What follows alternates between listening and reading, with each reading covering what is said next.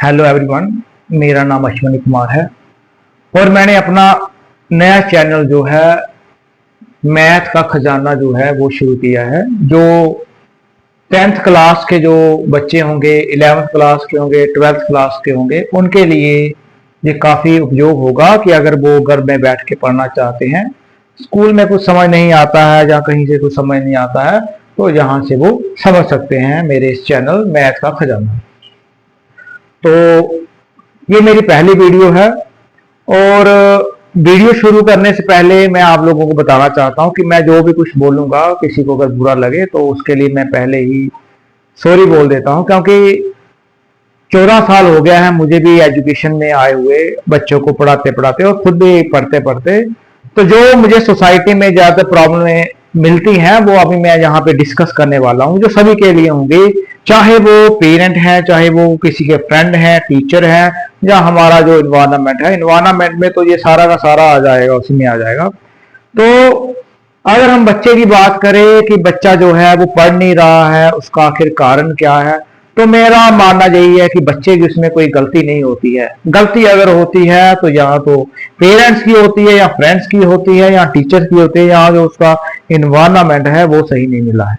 तो सबसे पहले मैं पेरेंट्स की बात करना चाहता हूं कि आखिर जो पेरेंट्स हैं उनकी क्या गलती है।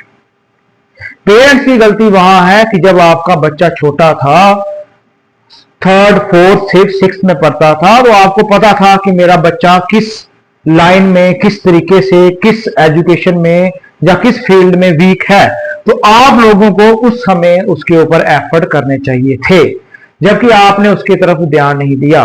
अब उसमें एफर्ट करने की क्या जरूरत पड़े। अगर आप सपोज करो कि आपका बच्चा जो है 4th या 5th में पढ़ता है, या 6th, 7th, 8th, 9th में पढ़ता है, तो आप उसको पूछिए कि आपको क्या परेशानी आ रही है, तो वो बताएगा आपको कि मुझे किस सब्जेक्ट में या किस विषय में परेशानी आ रही है। तो आप स्कूल में जाइए, टीचरों से बात कीजिए, जहां फिर उसके लिए कोई अपने आसपास जो आप ट्यूटोरियल ट्यूशन पढ़ाने वाला है तो उसके पास भेजिए। अब आप कहोगे कि शायद मैं खुद ट्यूशन पढ़ाता हूं, इसलिए मैं अब कह रहा हूं पेरेंट्स को ट्यूशन पढ़ाइए। मैं कह रहा हूं अगर आप लोगों का बच्चा वीक है तभी उसको भेजिए, अगर नहीं है तो बेशक उसको घर में ही आप लोग पढ़ाइए, वो खुद पढ़ लेगा। आप अगर खुद पढ़ा सकते हैं तो उसको खुद ही पढ़ाइए। लेकिन पेरेंट्स की ये रिस्पॉन्सिबिलिटी नहीं हो जाती है सिर्फ कि वो स्कूल गया है और स्कूल से पढ़ के घर आया है तो अब बहुत हो गया, बस अब बच्चा पढ़ रहा है कि नहीं पढ़ रहा है उसको भी देखना आप लोगों का फर्ज बनता है। और बच्चा घर में आया हुआ है और बच्चा क्या पढ़ रहा है, क्या नहीं पढ़ रहा है, वो भी आपने देखना है। बच्चा बुक्स खोल के सिर्फ बैठा हुआ है या पढ़ भी रहा है, कुछ लर्न भी कर रहा है। अगर आप कुछ पढ़े लिखे पेरेंट्स हैं तो मैं आप लोगों को यही सजेस्ट करूंगा कि बच्चा जब घर में पढ़ रहा हो तो आप उसको बोलिए कि बेटा जो आपने लर्न किया है उसको लिख के दिखाइए। लिख के अगर वो दिखा रहा है तो इसका मतलब है कि आप खुद भी चेकिंग कर सकते हैं कि ये ठीक लिख रहा है या गलत लिख रहा है। तो अगर वो लिख रहा है तो इसका मतलब वो बैठा है तो कुछ लर्न कर रहा है। तो अगर वो आपके सामने आप कहोगे बेटा आप घंटा हो गया एक बैठे हुए किताब लेके और आप कहो कि भाई अब लिख के बताओ, तो वो 2 लाइनें लिख रहा है, तो आप समझ जाइए कि वो पढ़ नहीं रहा है, वो टाइम पास कर रहा है। और मैं बार बार बोल रहा हूं कि बच्चा जो है वो सेंटर में है, उसकी गलती तब मानी जाएगी अगर पेरेंट्स ने उसका समय पे उसका टाइम नहीं दिया, उसका चेक नहीं किया। फॉर एग्जांपल अगर बच्चा आपका 5th, 6th से मैथ में वीक है, अब आपकी रिस्पॉन्सिबिलिटी, पेरेंट्स की रिस्पॉन्सिबिलिटी बनती है कि कोई ऐसा ट्यूटर उसके लिए बुलाया जाए, चाहे घर में, चाहे उसको कहीं भेजा जाए, कहीं भी भेजा जाए, और उसका मैथ का जो स्किल है, चाहे इंग्लिश है, चाहे साइंस है, उसको स्ट्रॉन्ग किया जाए। वो पेरेंट्स की गलती है, वहां बच्चे की गलती नहीं मान सकते। अब आप कहोगे कि ट्यूशन को मैं ज्यादा प्रेफरेंस क्यों कर रहा हूं, मैं इसलिए कर रहा हूं क्योंकि आने वाले समय में ये जो कोचिंग सेंटर है यही रह जाएंगे, स्कूल जो है बच्चा कोई कोई ही भेजा जाएगा।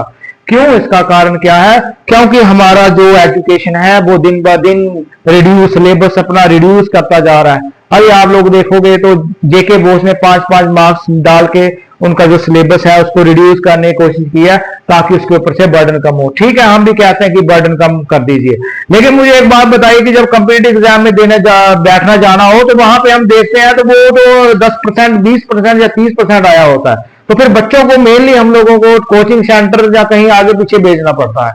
चलो कोचिंग सेंटर भेज देंगे, लेकिन अगर उसने अपने सिलेबस में वो चीजें टच ही नहीं की है जो उसके आगे लाइफ में इस्तेमाल होनी है, तो फिर वो चाहे जहां मर्जी जाएगा, कोचिंग सेंटर में जाएगा, उसको कुछ समझ नहीं आएगा।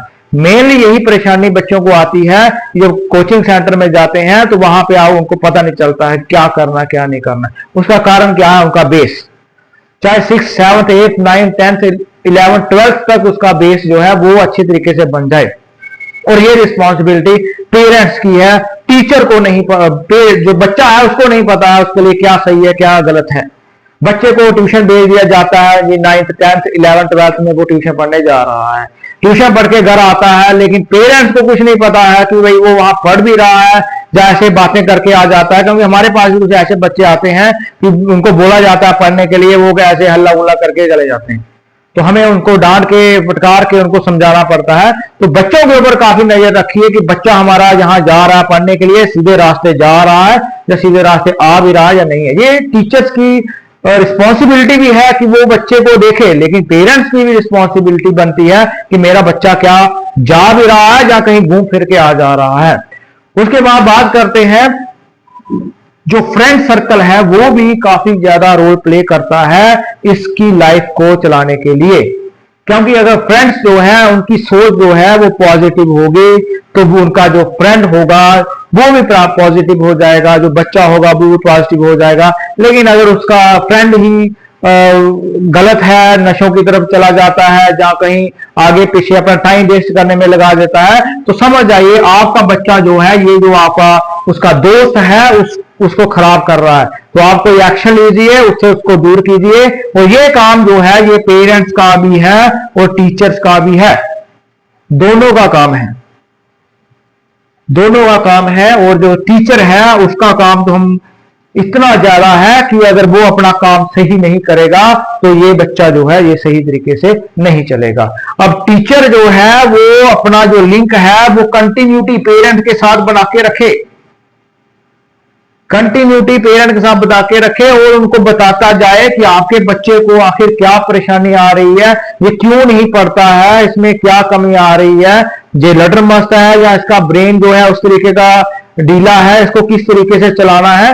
और पेरेंट्स को भी टीचर के साथ लिंक बना के रखना चाहिए कि हमारा बच्चा इंप्रूवमेंट कर रहा है या नहीं कर रहा है।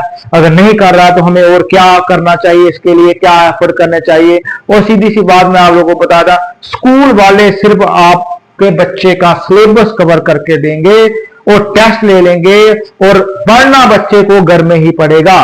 टीचर हाँ उसको स्कूल में सिखाएगा कि ऐसे करना है, ऐसे करना है, ऐसे करना है, आगे बच्चे का जो अपना दिमाग है वही काम करेगा। तो मुझे सभी पेरेंट्स से यही आशा है कि आप अपने बच्चे की तरफ ध्यान दें और फोकस करें। रात को वो पढ़ रहा है या फोन चला रहा है, गेम खेल रहा है, क्या कर रहा है, वो भी उसके ऊपर नजर रखें।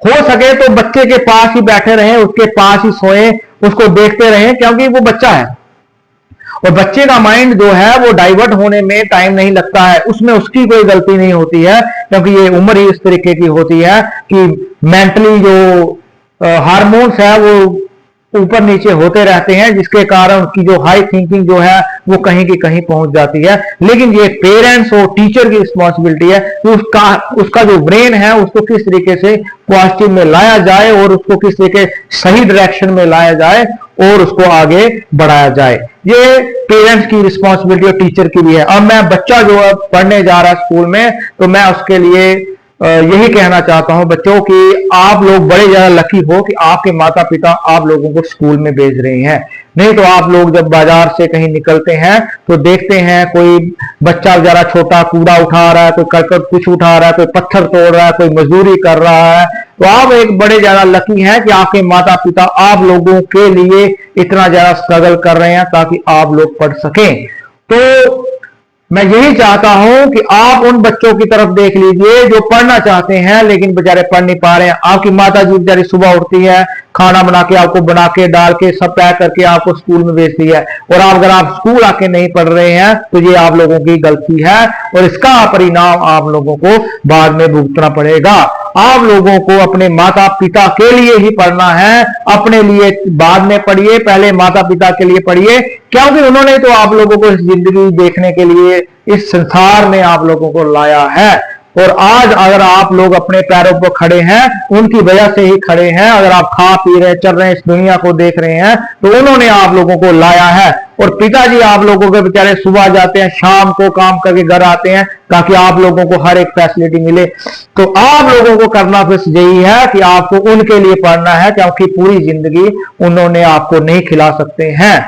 और आने वाला समय में क्या पता क्या हो जाए, आपके माता पिता ने आपके साथ पूरी जिंदगी नहीं रहना है, और आपके साथ अगर रहेगी, आपकी जो एजुकेशन है, आपका जो नॉलेज है, आप लोगों के जो मैनर्स है, वो आपके साथ जिंदगी भर रहेंगे। आपके माता पिता ने आपको कितने समय तक ही पालना पोसना है।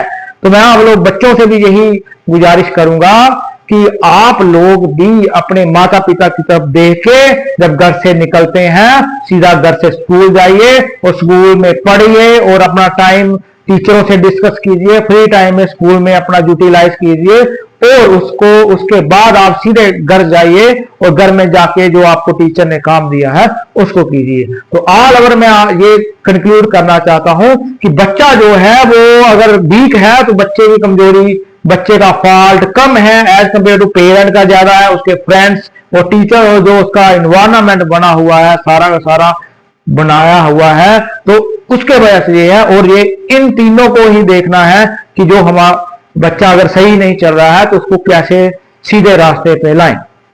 तो ये मेरी आज की पहली वीडियो है, और मैं इसके बाद 11th 10th और 12th के जो लेसन है वो धीरे धीरे स्लोली डालता जाऊंगा, ताकि बच्चा जो जिसको नहीं समझ आया है, कोई लेसन कहीं से पढ़ता है नहीं समझ आता है, तो वो इस चैनल से सीख सकता है। तो आज की वीडियो मैं जहां पे बंद करता हूं, और आशा करता हूं कि जो मैंने आप लोगों को ये मैसेज देना चाहा है, तो आप इसको ध्यानपूर्वक सुना होगा और आपको इस अपनी जिंदगी में लाएंगे। क्योंकि अगर आप अपनी जिंदगी में इसको लाएंगे, तो आपका बच्चा जो है ना वो सही चलेगा। क्योंकि आप लोगों का जो पूरी की पूरी जायदाद है वो यही बच्चा है। अगर यही बच्चा अगर कमजोर हो गया, तो आपकी जायदाद किस काम की रह जाएगी।